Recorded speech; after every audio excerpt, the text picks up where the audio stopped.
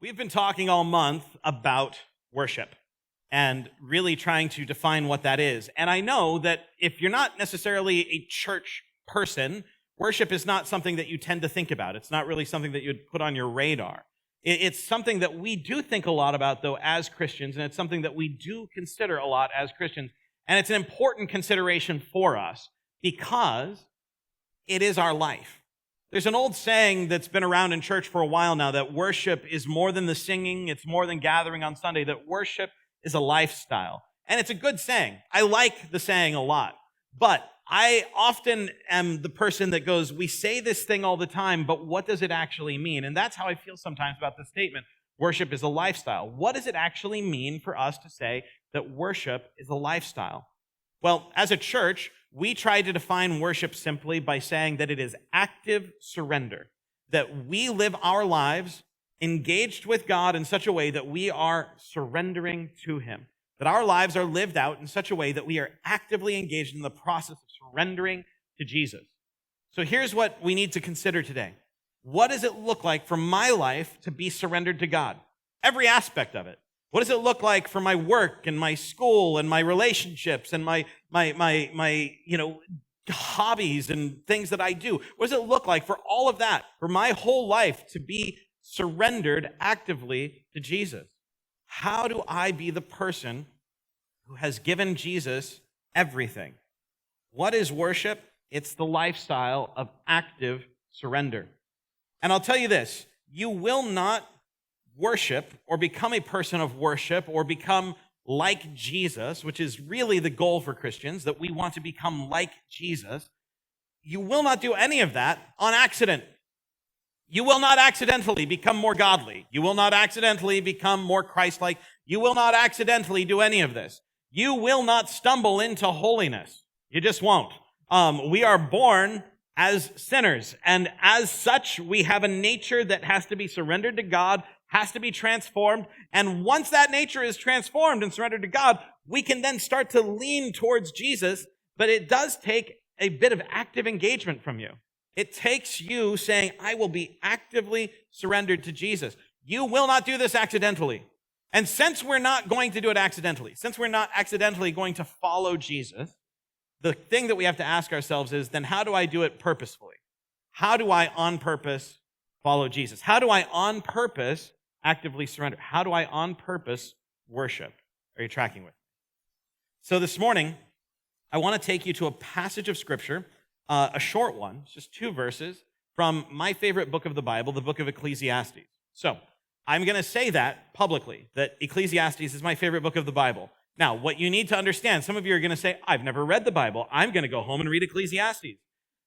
It comes with a warning, okay? The book of Ecclesiastes comes with a warning. First of all, you probably shouldn't read it until you're over 40. And the reason I say that is because Ecclesiastes is the swan song. It's the final thoughts of King Solomon, the wisest man that ever lived. It is the end of his life. And Solomon began his life really well. He worshiped God, he served God. His life was all about pleasing God. And then Solomon kind of forgot all of that. And for the bulk of his life as king, though God prospered him because of the wisdom that God had gifted him with, he lived a life that really didn't honor God. The Bible says specifically that when you set kings over yourself, make sure they don't take tons and tons of foreign wives like all the other kings do. They're not supposed to do that. Like, people read the Bible and they say, there's polygamy in the Bible. Yes, and it's never painted in a good light.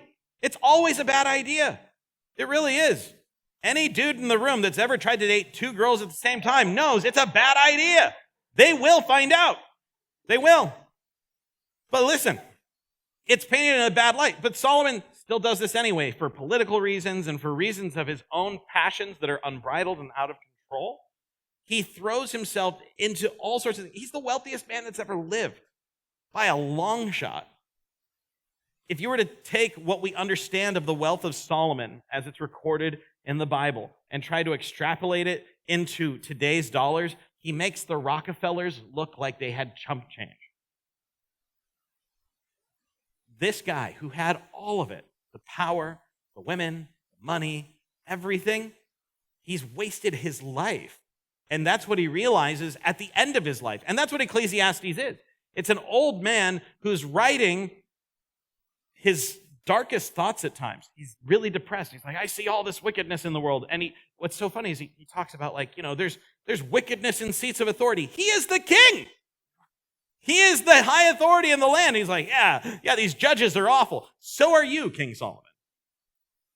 And he has these moments going up and down, up and down. And so it's a challenging read because it's like, gosh, the Bible's depressing because Solomon's a bit depressed when he's writing it. And he's being very honest about his observation. But he comes to one conclusion at the end of the book. We're not going to talk about the date, but I'll give it to you. The conclusion at the end of the book is the meaning of life. He goes through all of these things that we tend to question, is life meaningful or is it meaningless? And Solomon comes to the end of his life, and he says, the end of all things is this: Dear God, worship your Creator from the days of your youth. Do it for as long as possible, because that is the chief end of man, as some theologians would say it. That is the thing that we're here to do, is to worship God. Now, in Ecclesiastes, there are a few passages where he writes proverbs, and he'll write just a few sentences that are wisdom statements about things that are very true. And that's what we're going to look at today. So I know that's a long introduction to Ecclesiastes.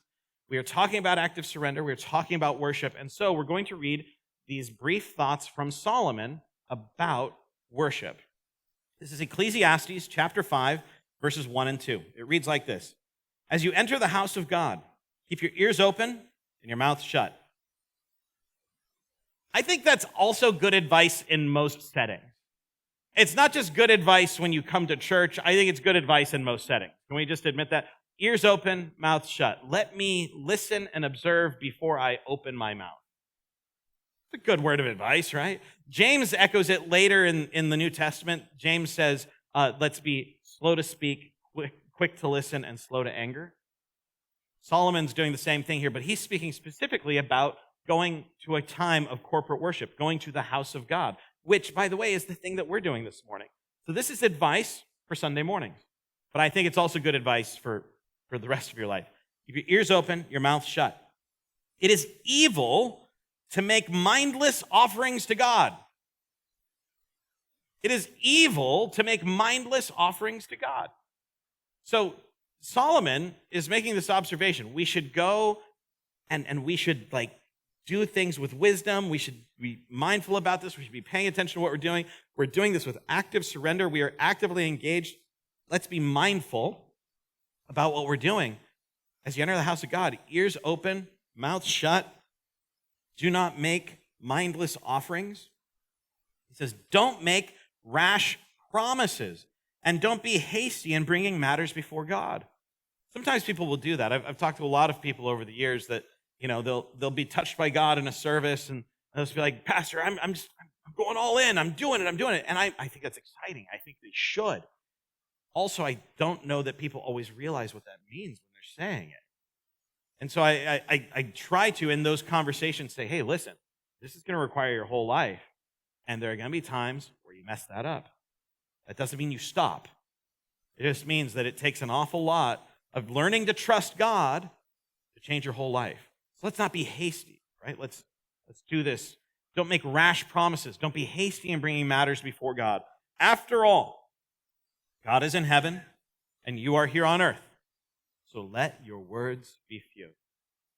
After all, God is in heaven, and you are here on earth. So let your words be few. Can you pour out your heart to God and share with Him everything that's going on in your heart and mind? Absolutely. But let's understand something about the nature of worship.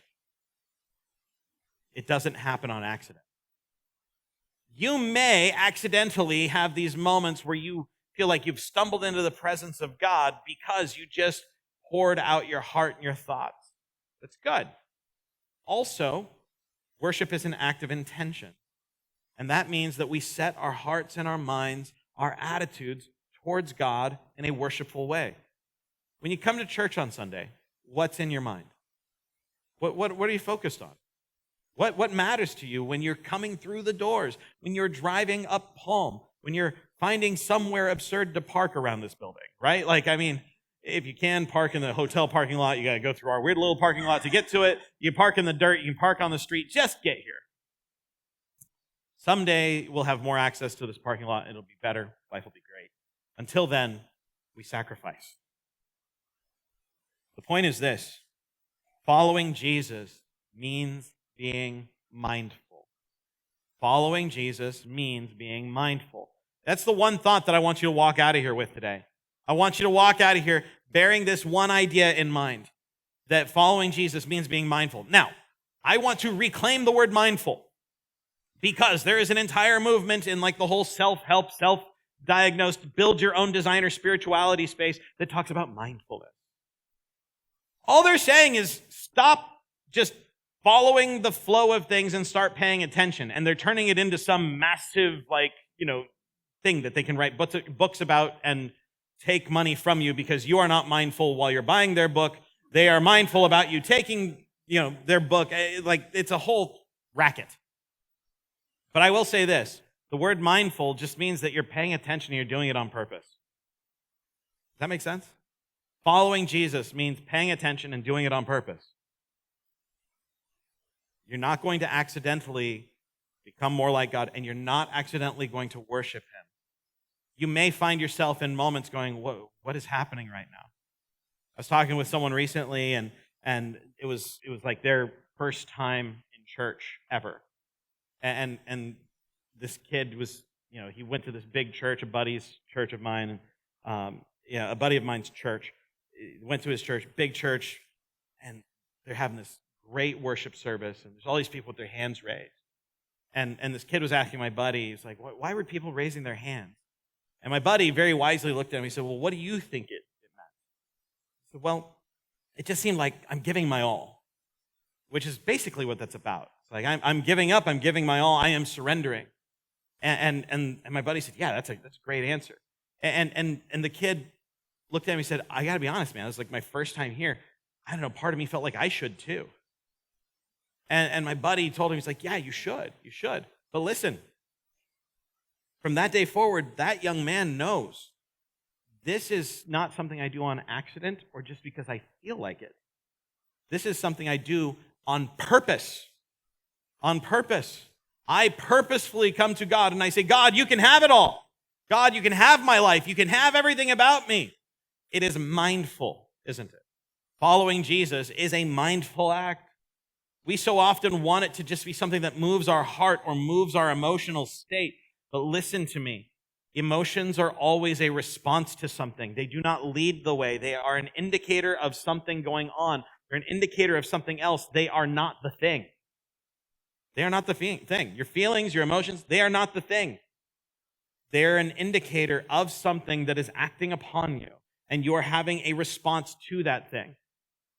Your mind, though, that's the place where it all starts. So what are you doing? Are you paying attention like Solomon teaches us here? Are you coming to church with this, I'm going to keep my ears open. What is God saying today? And listen, sometimes we think, I'm going to keep my ears open because I really want God to speak to me. And I want you to have that attitude. I want you to have the attitude that God's going to speak to you. Also, I want you to have the attitude that God is going to speak to you so that you can share with somebody else in the room. Because it's not about you. It's about Him. And what if He should move upon you to say something encouraging to somebody else in the room? To be the person that hears a hard story from somebody throughout the week and says, hey, let's pray about it. You know what makes the pastor different from everybody in the room? The job title. That's it. That's the only thing. It's the only thing. I am a person following Jesus just like you. I just have a specific responsibility in this community. That's it. That's it. Which means that when I pray, yes, God hears me. And you know what? When you pray, God hears you. He hears you. I don't know if I have the right words. You have honest words. Do you have honest words? If you have honest words, you have the right words. Does that make sense? So this morning, as we think about worship, as we think about following Jesus, let's be mindful, because worship is not about you. So come ready to listen.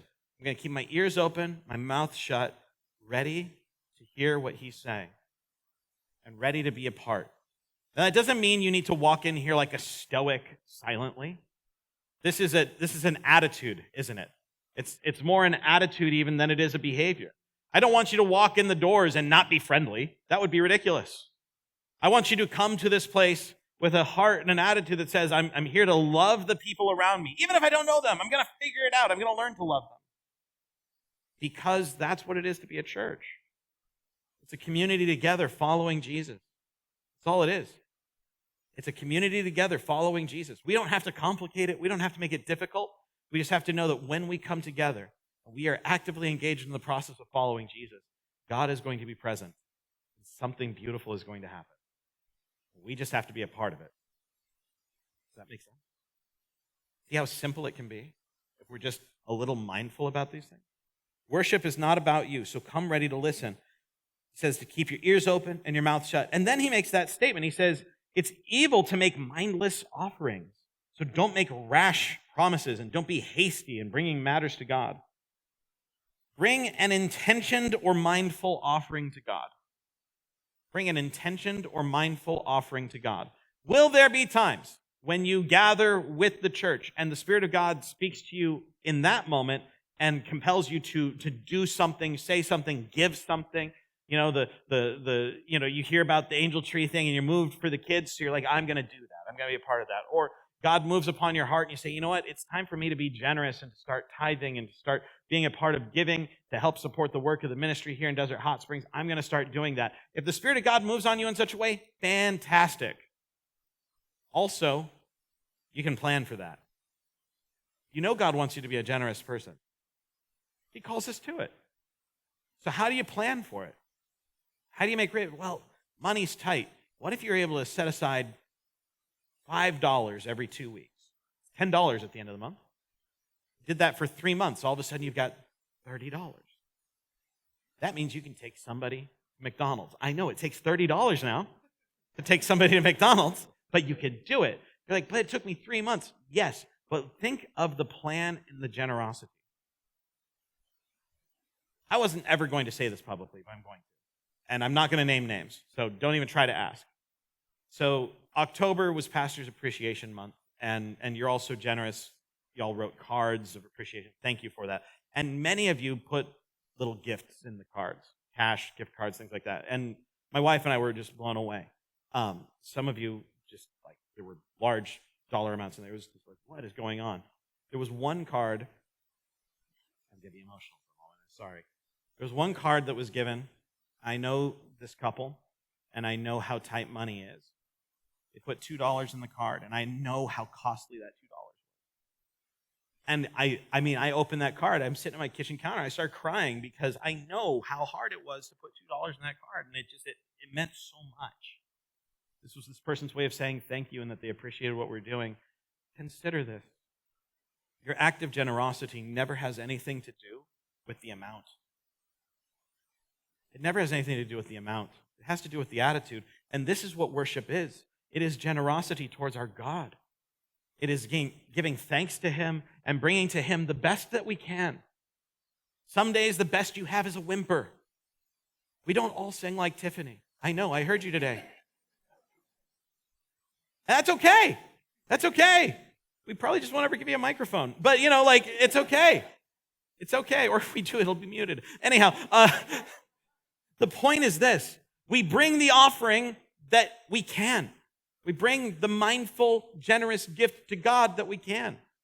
So whether it's, I'm gonna learn what it is to worship God through my finances and start participating in the offering, whether it's, it's going to cost me all my street cred, but I'm lifting my hand. Honestly, right? This is the thing for some of us. It's pride that keeps the hands down here. Oh, but if they hear me sing, they'll know how off-key I am. Don't worry. I've already given the sound guys instructions that if somebody is really belting out, I literally have done this. I'm not even exaggerating. If somebody is really belting out off-key, because it's a small room, and sometimes we don't know we're doing it, they're allowed to pump the volume. They just are. They just are. Not because we're trying to drown anything out, but because we're trying to help focus. Does that make sense? That's me saying, please be mindful. Anyhow, the point is this. Bring an intentioned gift to God. Bring an intentional, mindful gift to God. Whether it's your tithe, whether it's your song, whether it's your praise, whether it's It took everything to drag me to church today. Because I get it. I get it. We walk through all kinds of struggles.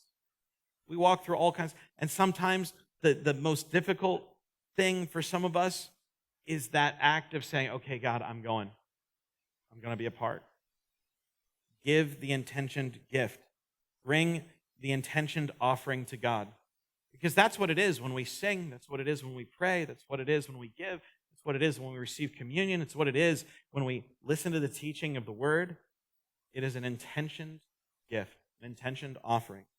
One of the things that I do with our little handouts, by the way, I know I'm giving away all the church secrets this morning.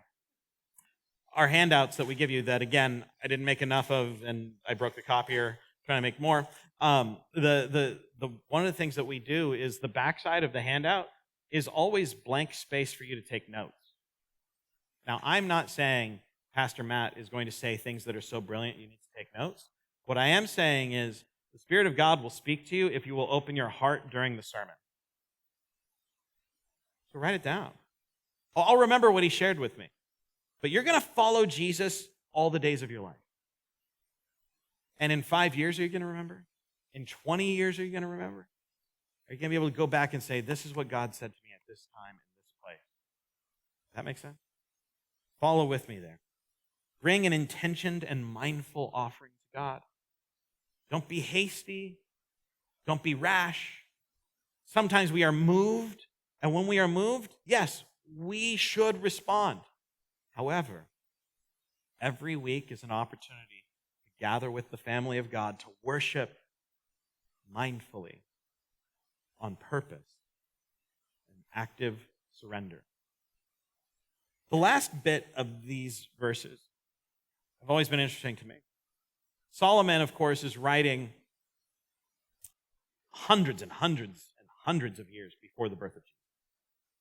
And there's this concept in the Jewish mind in the days of Solomon. Now, you have to understand, Solomon was the one who built the temple of God. So he built the permanent house for God in Jerusalem. It is lined with gold. I know our president is a builder, and he likes to gild everything in gold.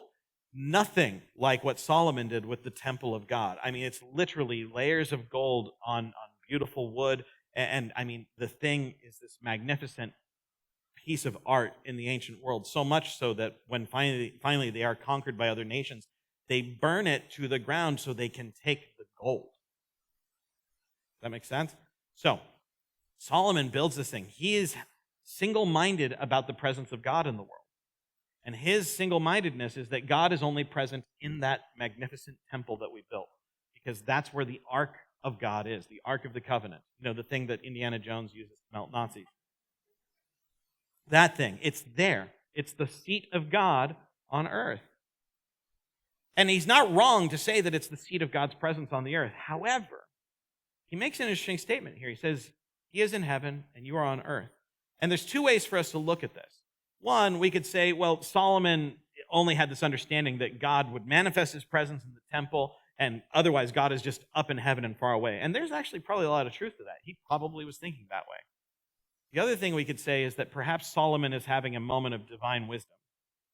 And when he says that God is in heaven, what he's actually saying is God's perspective is different than yours. Because I think that's the point, isn't it?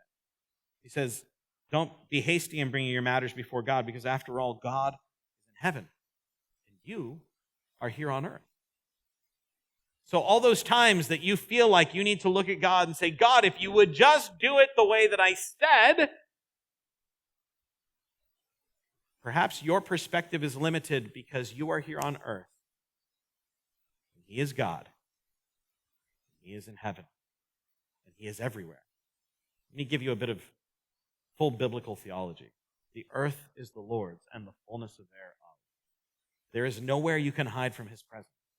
The psalmist said it beautifully when he said, I could ascend into the heavens and you would be there. I could make my bed in the depths of Sheol and you would be there. I cannot escape your presence. He's everywhere. He's everywhere. And he calls to you from everywhere. From everywhere. The challenge for us is that we so often get this mindset that we understand everything that's going on around us. If you don't believe me that happens, all you need to do is spend 5 minutes on Facebook. Everybody's an expert on everything. It's amazing the amount of expertise that exists online. Wow. That's sarcasm, by the way. Okay. Just using some intentioned sarcasm there. My point is this. We so often feel like we're the only ones that really know what's going on. And we do not have the perspective of God. We can't see it all. We don't understand it all. We're here, in it. He's above it. He can see all of it. He knows what's going on. And because of his perspective, we can trust him. We can rest. You know that that's what active surrender is, right? It's to cease from striving and to rest. To stop trying to control everything around you and rest. To stop trying to force, no, you're just going to rest. And trust that he is as good as he says. And he is more capable than we imagine. Active surrender, worship, is an invitation to rest. Why do we set aside time to gather together and sing and pray and lift our hands? It's not just because we have a beautiful place to come to. It's not just because we like the music. It's not just because every now and then the preacher says something funny. No, we do it because when we pause the rest of the world and worship, our souls find rest. I don't know if you've noticed how anxious it is out there. But when you surrender and you say, God, you're greater. God, you're in heaven. I'm on earth. I'm just going to trust you. I'm going to adore you. I'm going to worship you. I'm going to set everything aside. That's where rest lives. That's where rest lives. Some of us pretend that we're praying and all that we're doing is worrying. Because we have never stopped to say, God, it's in your hands. And I'm just going to trust you. It doesn't mean you stop asking. You can go back and ask, but you do stop spiraling. Right? We can rest, setting aside our anxious questions, because we know that his perspective is greater. His perspective is greater. Here's what happens in worship. We bring the sacrifice. We bring the sacrifice. As they would in the Old Testament, they would bring animals to an altar to sacrifice and worship to God. We have one sacrifice. His name is Jesus. He died and suffered for us once and for all. He is the sacrifice. The sacrifice has already been brought. So what do we bring? We bring the sacrifice of praise. We bring the sacrifice of joy. We bring the sacrifice of our lives. As Paul says in Romans, we now live as living sacrifices, holy and acceptable to God, because of the sacrifice of Jesus. We bring the sacrifice, and he brings his presence. We bring the sacrifice, he brings his presence.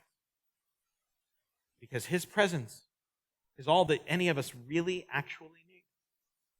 Because it is the one place that our souls will find rest. Following Jesus means being mindful. I'm going to come to him on purpose. I am going to trust him on purpose. I am going to worship him on purpose. I'm going to adore him on purpose because he is in heaven. I am on earth, and I am going to trust him. Does that make sense? Let's pray.